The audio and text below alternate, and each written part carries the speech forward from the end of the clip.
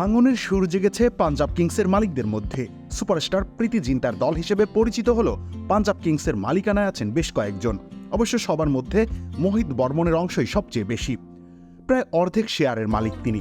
তার বিরুদ্ধে মূলত অভিযোগ উঠেছে, দাবি করা হচ্ছে চুক্তি বহির্ভূতভাবে শেয়ারের নির্দিষ্ট একটা অংশ বিক্রি করার চেষ্টা করছেন মোহিত। আর এই অভিযোগ নিয়ে ইতোমধ্যেই হাইকোর্টের আশ্রয় নিয়েছেন প্রীতি জিন্টা। ফ্রাঞ্চাইজির শেয়ার বিক্রিতে নিষেধাজ্ঞা প্রদানের জন্য কোর্টের কাছে অনুরোধ জানিয়েছেন তিনি। দ্রুতই এই বিষয়ে শুনানি হবে, আপাতত সেটার অপেক্ষায় আছে পুরো পাঞ্জাব পরিবার। চুক্তি অনুযায়ী শেয়ার বিক্রি করতে চাইলে অবশ্যই বর্তমান মালিকদের কাছে আগে প্রস্তাব দিতে হবে এবং সিদ্ধান্ত জানানোর জন্য নির্দিষ্ট সময় দিতে হবে।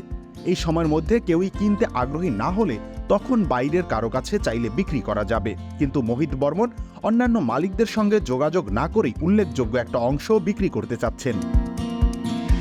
খামেরা তো দাগ হয় কিভাবে? এই যে ভাবি, দাগও যাবে রাগও যাবে, নিন চাকা সুপার হোয়াইট। জানা গিয়েছে 10% বেশি শেয়ার বিক্রয় করতে দৌড়ঝাঁপ করছেন বর্মন। বর্তমান বাজার মূল্য অনুযায়ী এর দাম পড়বে প্রায় 560 থেকে 600 কোটি রুপি। সেজন্যই মূলত পুরো ব্যাপারটি এত গুরুত্বপূর্ণ হয়ে উঠেছে সবার জন্য। যদিও মোহিত বর্মন অভিযোগ অস্বীকার করেছেন, সরাসরি জানিয়েছেন শেয়ার বিক্রয়ের কোনো ইচ্ছে বা পরিকল্পনা নেই তার। এমত অবস্থায় পাঞ্জাবের মালিকদের মধ্যে সম্প্রীতির বন্ধন নেই, সেটা স্পষ্ট হয়ে উঠেছে।